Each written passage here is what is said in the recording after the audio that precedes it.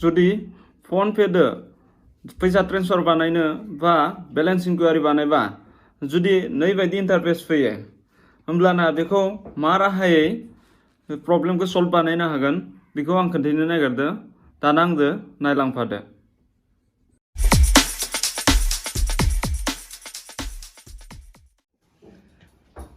तो बिदि प्रब्लेमखौ सल्भ बानायनो थाखाय खाथियाव एटीएमखौ लाफानांगौ जायो। तो बेखौ डनाव थांनानै बेग बानायफिननांगोन। बेगाव थांनानै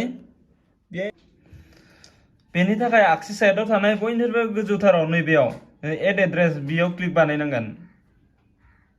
बिनि उनाव नोंनि एटीएम नैया जि एटीएमखौ नोङो एड बानायना दोनदो बेयाव क्लिक बानायनांगोन। बिनि उनाव रिसेट ने दं UPI पिन रिसेट सेन्स रिसेटआव क्लिक बानायनांगोन नै रिसेटआव। बिनि उनाव बाकी नोंनि एटीएमनि 16टा डिजिटनि 6टा लास्ट नाम्बारखौ बेयाव थुना होनांगोन।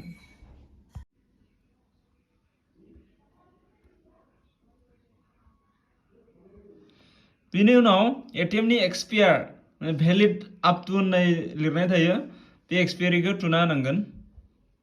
याय फार्स्ट नियम मान बा मा मासाव एक्सपायर जागोन बेखौ ओमफ्राय उनाव इयाराव मात्र मोननैल' थुनांगौ लास्टनिखौ 22 बा 23 24 बा 24 इदि। बेनि उनाव प्रसिडआव थुना होनांगोन। बिनि उनाव अट'मेटिक OTP फैगोन। OTP दा निजे निजे डिटेक्टेड जागोन। बेनि उनाव नोंनि गोसो बायदि बेखौ सिंनियाव सेट UPI पिन बेखौ नों निजे सेटिं बानायनांगोन। नों मा नाम्बार लानो गोसो नोंनि गोसोआव थानाय हमना ला आंनि नाम्बारखौ थुना लाबाय आरो कारेक्सनाव कारेक्टआव थुनांगोन। बेनि उनाव आरो खेबसे थुबावनांगोन कनफार्म UPI ID पिन किन्तु नों बेखौ गोसोआव लाना दोननांगोन। बेनि उनाव दसे प्रसेसिं जागोन। नै आंना कनफार्म सक्सेसफुल जाबाय। दा बिदि जेबो प्रब्लेम फैनाय नंला। ये बेग बानायफिनदो बेग बानायनानै दाना बेलेन्स इनकुवारि बानायदो होमबाना बिदि प्रब्लेमा खोन्थायनाय नंला।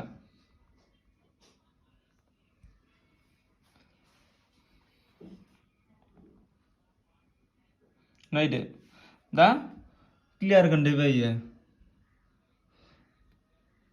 तो बिदि राहायै बे प्रब्लेमखौ सल्भ बानायनो हायो। लोगोफोर भिडिअखौ नायनानै मोजां मोनदोंब्ला बा हेल्पफुल जादोंबा नोंसोरनि थाखाय भिडिअखौ लाइक साबस्क्राइब आरो लोगोफोरनो शेयार बानायबानो जाबाय। थेंक इउ गोजोन्थों।